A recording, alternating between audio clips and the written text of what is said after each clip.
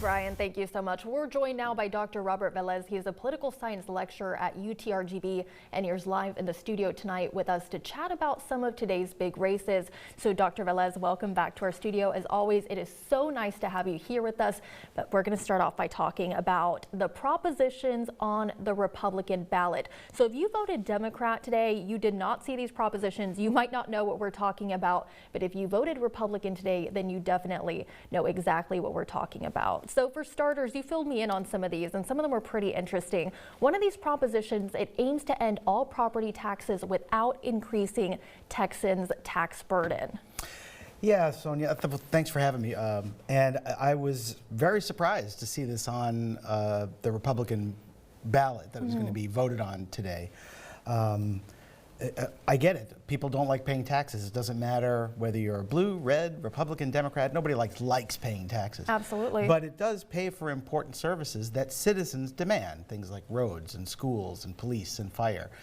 And most of those services are funded by property tax. And without either shifting the burden to some other form of taxation, it's really, in my opinion, irresponsible to suggest that we could do away with all property taxes in the state, but maintain the level of services that citizens have come to expect. Right, without having a clear plan onto how we're going to fill that gap, it's kind of hard to see how that's even possible. But another one of these propositions, it wants a Texas legislature to require E-Verify for all employers in Texas to protect jobs for legal workers, which we kind of agreed might have some bipartisan support. I think so. When I first saw it, I thought this is a great opportunity for those interested in accomplishing things for the majority of Texans to work together, because E-Verify is a system that many states already use, and it is used in Texas, but this proposition would mandate Texas employers to use it to make sure that people who are working in the United States are eligible to work in the United States. Are working legally. And there are a few more, but we're going to go ahead and mention just one other proposition.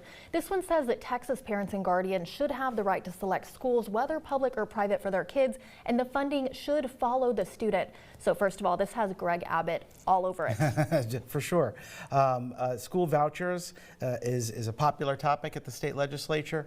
It was unsuccessful again. And as we were talking about earlier, many of the rural districts understand that if funding were to follow the student, particularly for those districts that rely on public dollars to maintain their public school system, it would essentially eviscerate public school systems, and that's why a lot of rural Republicans oppose. Right, and then jobs would be at risk, because as I was mentioning, I grew up in a rural Republican area, and a lot of my friends, their parents and stuff, were employed by the local school districts. So I know that this has caused kind of a rift in the Republican Party, this particular topic with the school vouchers. Sure. Well, now let's go ahead and shift over to the Hidalgo County Sheriff's race. That's where incumbent Valley native Eddie Guerra is taking on Frank Guerrero. So we hadn't seen too much mudslinging in these races that we've been covering, but this one we did see some mudslinging, and even playing out in our newscast earlier, Guerra was saying that Guerrero wasn't even a licensed peace officer. But you were mentioning you actually got some interesting correspondence.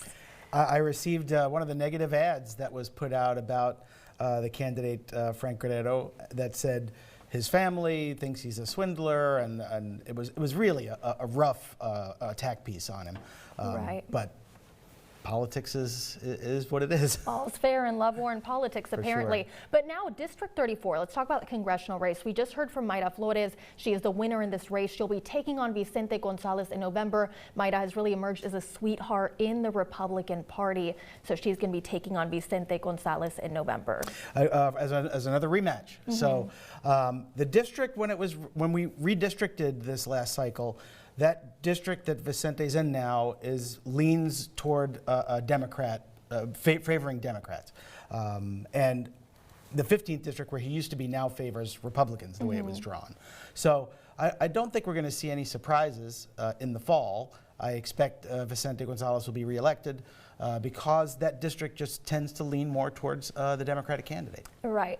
Well, moving right along now to District 28, that's Henry Cuellar's district. This is a fun district. Last I checked, former Navy Commander Jay Furman, he was in the lead, but also running against his former boss, Henry Cuellar's former press secretary, Jose Sainz, which I thought was kind of interesting. I mean, a lot of us, we have this fantasy about battling it out with our bosses. Not me. I love my boss, so if you're watching, I'm not included. But, I thought this was kind of interesting to see the former press secretary running against his, wanting to run against his boss. Yeah, as from a different party. Not only that, but it looks like the Navy veteran is going to end up in a runoff because it doesn't look like he's going to achieve the 50% required in order to win outright. So we haven't heard the last of what's going on in Congressional District 28. All right, very interesting district there. And last but not least, and we're just going to run through this one real quick, District 15, Democrat Michelle Vallejo crushed her opponents, which is not too surprising because she's really emerged as a sweetheart in her party.